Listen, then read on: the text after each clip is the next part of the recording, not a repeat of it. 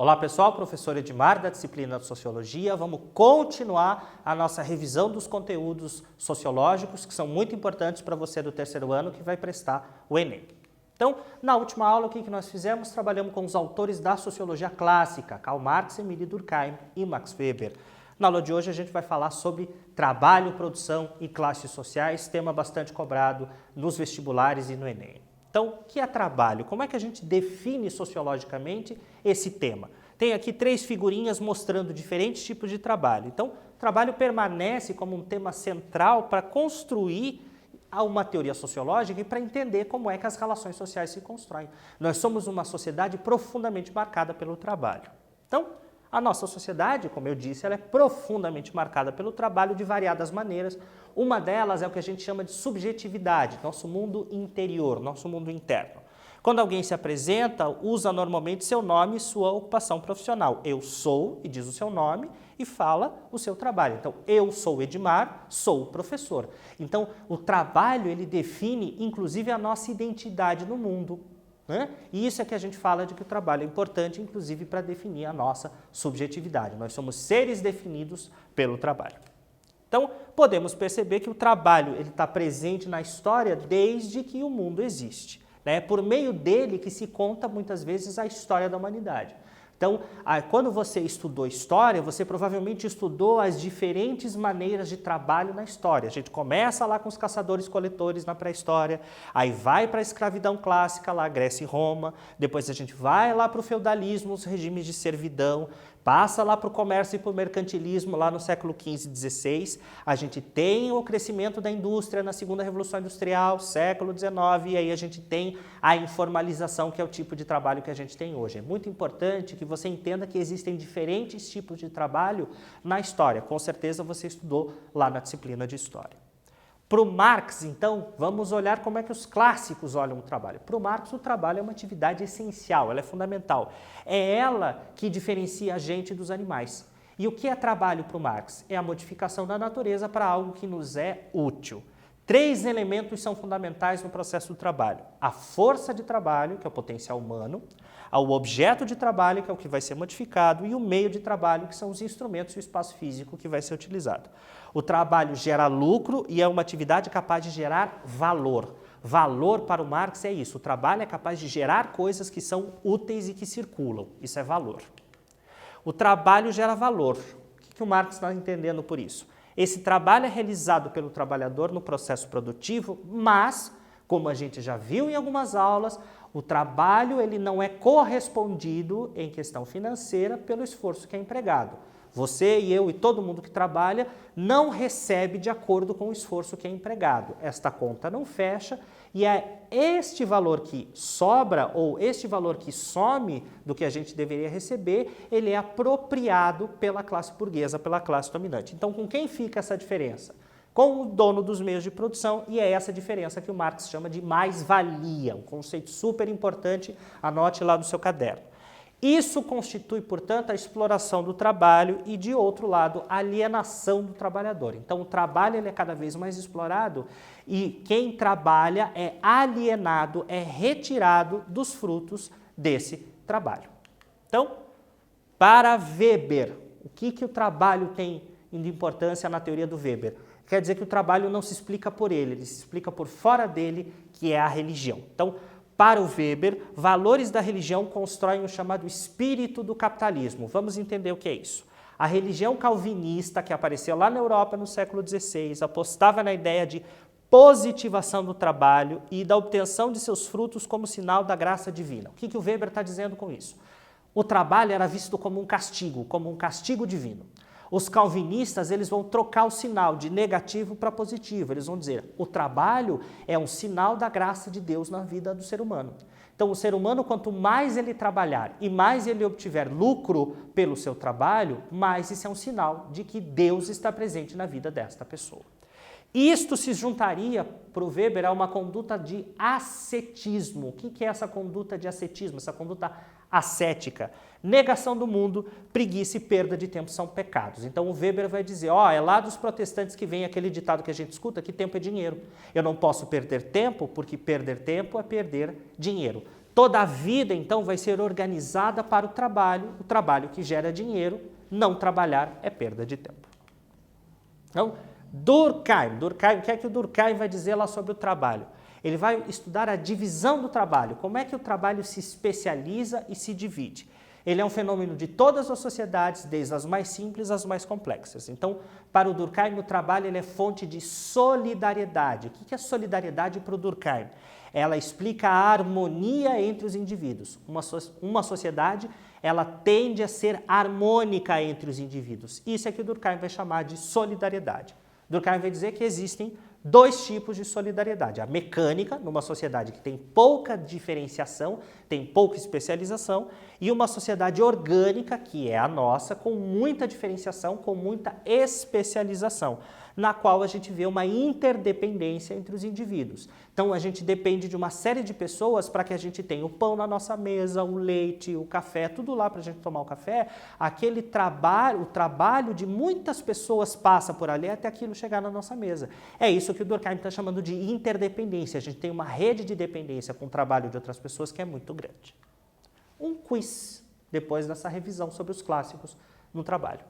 Sobre a mais-valia, conceito de Karl Marx, é correto afirmar que, letra A, para Marx, o burguês partilha de forma igual e harmônica com seus empregados todos os lucros gerados. Marx era um entusiasta da mais-valia e do capitalismo. B, a mais-valia parte do pressuposto que o trabalho gera valor e ele é feito pelo trabalhador no processo de produção. No entanto, o valor que é empregado no produto não corresponde ao que é remunerado ao trabalhador. Na lógica da mais-valia, o valor não pago é apropriado pelos proprietários dos meios de produção. Então, letra A ou letra B? Pensa lá e marca a alternativa que você acha que é correta.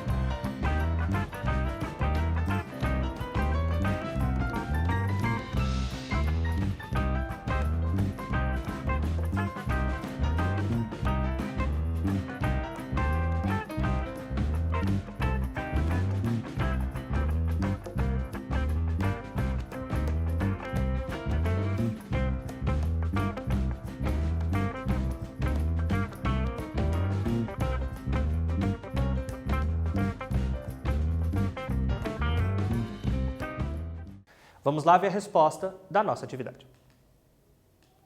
Então, letra B, lembre-se de que mais-valia ela é aquela diferença entre o que se trabalha e o que se paga, e alguma coisa, esse pedaço a mais, ela vai ser apropriado pela classe dominante. Muito importante que você entenda o conceito de mais-valia para o Marx. Então, racionalização. Então, olha lá.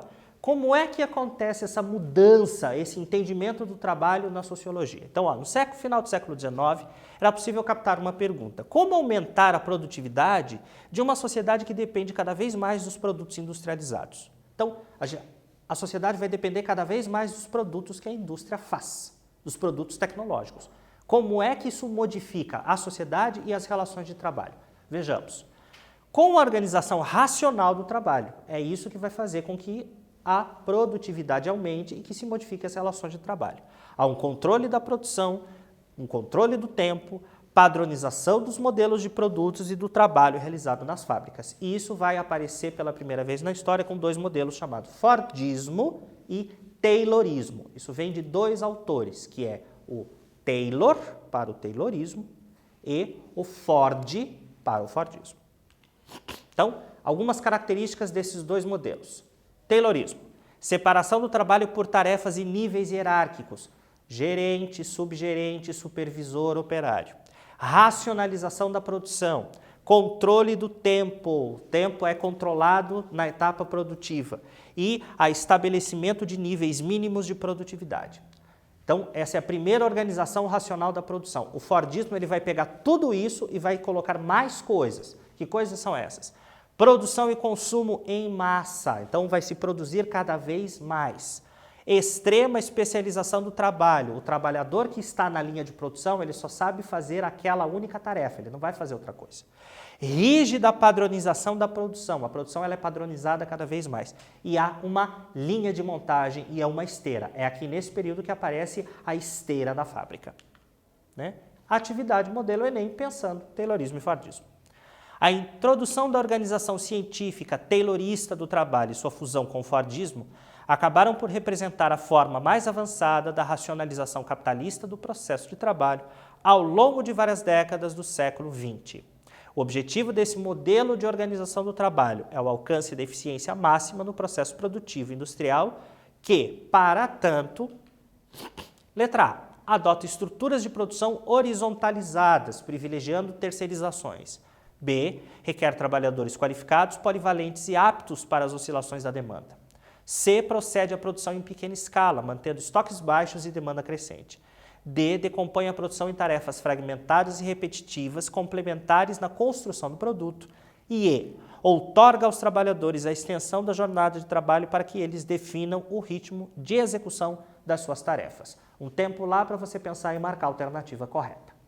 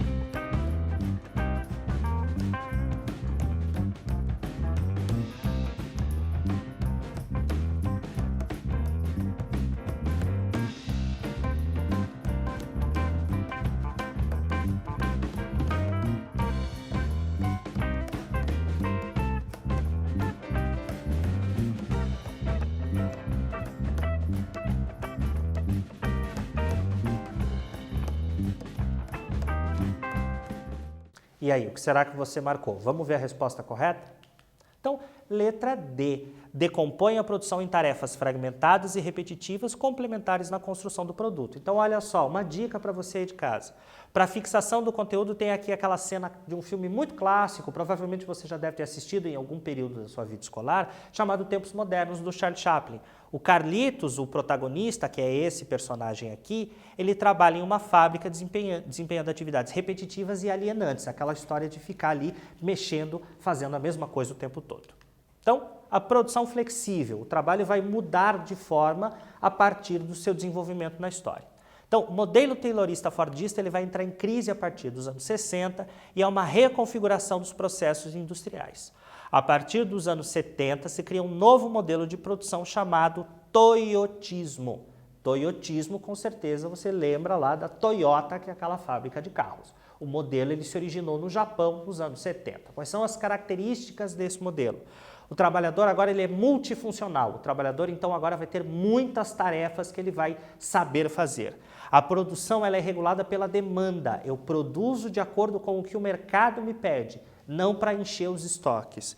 Os estoques são mínimos agora, se produz muito menos e se mantém muito menos mercadoria em estoque e tem um sistema chamado sistema Just in Time, que é um sistema de controle da produção baseada nos tempos. Então, o toyotismo ele teve muito sucesso, ele foi difundido no Brasil, especialmente no começo dos anos 90, ele começa a ter as suas primeiras críticas já nesse primeiro momento. Então, não houve promoção da autonomia do trabalhador, o trabalhador agora ele tem que se especializar muito mais, ele tem que saber fazer muito mais coisas, isso não trouxe autonomia para o trabalhador dentro da linha de produção e continuaram havendo mecanismos de controle rígidos, ou seja, lá no primeiro modelo, no Fordismo, o controle sobre o trabalho, o controle sobre o trabalhador era muito rígido. O toyotismo prometeu mudar isso e isso não mudou. E um autor da sociologia muito importante, o Richard Sennett, um americano, chamou esse processo de corrosão do caráter. Ele vai dizer que objetivos de longo prazo, como lealdade, comprometimento e confiança, perderam lugar no mundo do trabalho. Então, o mundo do trabalho não é mais o mundo da confiabilidade, o mundo da lealdade e o mundo de carreiras de longo prazo. Então, uma atividade, modelo Enem, vocês perceberam que trabalho é um tema muito presente no Enem. Vamos lá. Um trabalhador em tempo flexível controla o local do trabalho, mas não adquire maior controle sobre o processo em si. A essa altura, vários estudos sugerem que a supervisão do trabalho é muitas vezes maior para os ausentes do escritório do que para os presentes. O trabalho é fisicamente descentralizado e o poder sobre o trabalhador mais direto. Comparada à organização do trabalho, característica do Taylorismo e do Fordismo, a concepção de tempo analisada no texto aqui pressupõe que, letra A, as tecnologias de informação sejam usadas para democratizar as relações laborais, relações de trabalho. B, as estruturas burocráticas sejam transferidas da empresa para o espaço doméstico. C, os procedimentos de terceirização sejam aprimorados pela qualificação profissional. D, as organizações sindicais sejam fortalecidas com a valorização da especialização funcional. E os mecanismos de controle sejam deslocados dos processos para os resultados de trabalho. Então, pensa lá um tempo para você marcar a alternativa correta.